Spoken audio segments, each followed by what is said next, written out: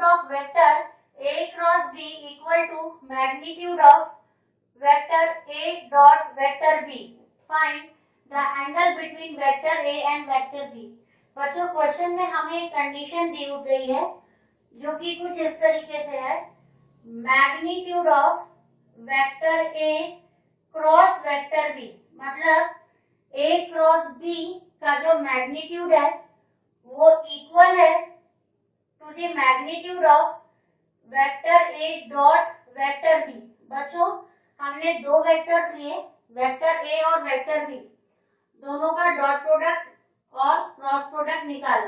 ठीक है, तो जब डॉट प्रोडक्ट निकाला तो जो मैग्नीट्यूड आया, ठीक है, कुछ ना कुछ मैग्नीट्यूड आया होगा, वो इक्वल है टू द मैग्नीट्यूड जब उनका हमने क्रॉस प्रोडक्ट निकाला। मतलब आपको मालूम है हमने दोनों प्रोडक्ट पढ़े हैं, स्केलर प्रोडक्ट भी पढ़ा है और वेक्टर प्रोडक्ट भी पढ़ा है। हमको मालूम है बच्चों vector A dot vector B होता है A B cos थीटा। ठीक है, ये एक स्केलर क्वांटिटी है। ठीक है, A B cos थीटा जब आप सॉल्व करोगे तो आपको एक नंबर मिलेगा। ठीक है, और वो नंबर मतलब वो स्पेसिफाई करेगा मैग्नीट्यूड। ठीक है, और मैग्नीट्यूड जिसके पास होता है, ठीक है, डायरेक्शन नहीं होता, उसे हम बोलते हैं स्केलर क्वांटिटी। तो क्योंकि इन दोनों वेक्टर्स के मल्टीप्लिकेशन करने के बाद हमको एक स्केलर क्वांटिटी मिली, therefore हम इसको बोलते हैं स्केलर प्रोडक्ट और डॉट प्रोडक्ट। और क्रॉस प्रोडक्ट के दौरान क्या करते हैं बच्चों, हम क्या लिखते हैं, बोलिए, मैग्नीट्यूड ऑफ A को A, मैग्नीट्यूड ऑफ B को B। ठीक है, साथ में लिखते हैं साइन थीटा। ठीक है, अब ये पार्ट क्या स्पेसिफाई करता है, ये पार्ट स्पेसिफाई करता है मैग्नीट्यूड। ठीक है, पर इसको वेक्टर प्रोडक्ट इसलिए बोलते हैं क्योंकि इन दोनों का जब हम क्रॉस प्रोडक्ट करते हैं या इन दोनों का जब हम मल्टीप्लिकेशन करते हैं, क्रॉस प्रोडक्ट नहीं, इन दोनों वेक्टर्स को जब हम मल्टीप्लाई करते हैं तो जो हमको आंसर मिलता है वो एक वेक्टर क्वांटिटी होती है। तो उस वेक्टर क्वांटिटी का मैग्नीट्यूड है AB sin थीटा और उसके डायरेक्शन को बताने के लिए हम लिखते हैं यूनिट वेक्टर। ठीक है, तो बच्चों ये थी दो डेफिनेशंस, ये आपकी डॉट प्रोडक्ट और ये आपका स्केलर प्रोडक्ट। अब क्वेश्चन में देखिए दोनों तरफ मोड लगाए, मतलब बात इधर तो डेफिनेटली मैग्नीट्यूड ही होगा, ठीक है, पर इधर दोनों चीजें हैं, मैग्नीट्यूड भी और डायरेक्शन भी। तो कंसीडर क्या किए गए हैं, मैग्नीट्यूड। तो अगर इसके पास ये पूरा चीज तो मैग्नीट्यूड ही है। ठीक है, अगर इसका मैग्नीट्यूड लिखना हो तो कैसे लिखेंगे बच्चों, vector A cross vector B का मोड। ठीक है, मोड मतलब मैग्नीट्यूड। तो क्या लिखेंगे फिर, यूनिट वेक्टर नहीं लिखेंगे क्योंकि यूनिट वेक्टर का काम क्या है, यूनिट वेक्टर का काम है बच्चों डायरेक्शन बताना। ठीक है, तो हम सिर्फ क्या लिखेंगे बच्चों, हम लिखेंगे AB sin थीटा। ठीक है, ये हो गया आपका मैग्नीट्यूड ऑफ क्रॉस प्रोडक्ट। ठीक है, तो यहाँ पर बच्चों हमने पहले गिवन कंडीशन लिखी, mod of A cross B is equal to mod of A dot B। ठीक है, तो अब हमको मालूम है, यहाँ से आप देखिए हमने लिखा A क्रॉस B का मैग्नीट्यूड होगा magnitude of vector A multiplied by magnitude of vector B into sin theta, where theta is angle between vector A and vector B। Unit vector क्यों नहीं लिख रहे, क्योंकि हमको बात हो रही है मैग्नीट्यूड की। ठीक है, इज इक्वल्स टू, ठीक है, A डॉट B। ठीक है, यहाँ पर magnitude of vector A magnitude of vector B multiplied by cos theta, again theta is angle between vector A and vector B। अब क्या होगा बच्चों, आप देख सकते हो वेक्टर A के मैग्नीट्यूड को मैंने A लिखा, वेक्टर B के मैग्नीट्यूड को सिंपल B लिखा और इधर भी एज इट इज लिखा।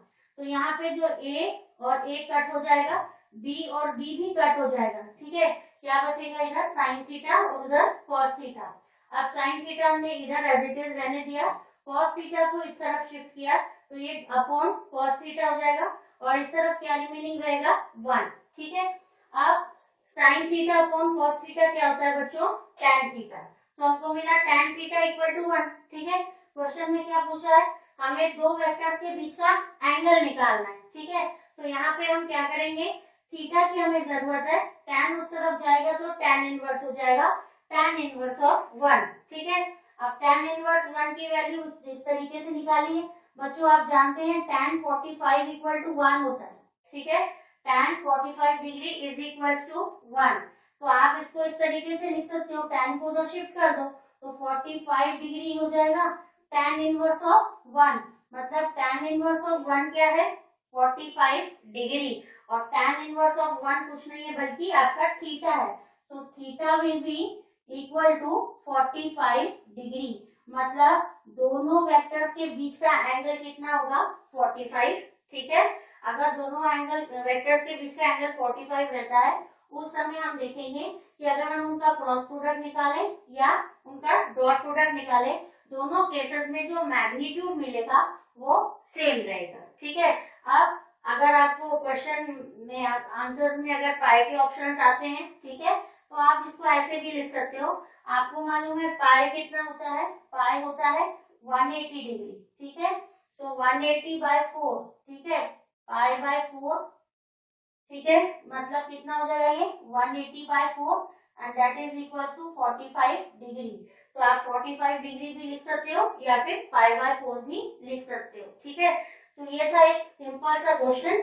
ठीक है, हमने गिवन कंडीशन का यूज किया। ठीक है, हमने दोनों तरफ मैग्नीट्यूड्स ही लिखे क्योंकि दोनों तरफ मॉड बना हुआ है, तो हमें दोनों मल्टीप्लीकेशन, चाहे वो स्केलर हो चाहे वो वेक्टर हो, क्या कंसीडर करने, मैग्नीट्यूड। इसीलिए मैंने मैग्नीट्यूड डॉट प्रोडक्ट में तो रहेगा ही, पर जो क्रॉस प्रोडक्ट होगा उसमें मैग्नीट्यूड के अलावा डायरेक्शन भी होगी। क्योंकि यहाँ पे मॉड है, मैंने यहाँ पे यूनिट वेक्टर नहीं लिखा। ठीक है, वेक्टर ए और वेक्टर बी के मैग्नीट्यूड्स कैंसिल हो जाएंगे, sin theta upon cos theta will B 1। ठीक है, ये हो जाएगा आपका tan थीटा। आपको मालूम होना चाहिए tan 45 इक्वल टू 1। सो दोनों वेक्टर्स के बीच में एंगल कितना, 45 डिग्री। तो इस तरीके से बच्चों हमने इस क्वेश्चन को सॉल्व किया। आई होप आपको ये क्वेश्चन अच्छे से समझा है। Thank you very much.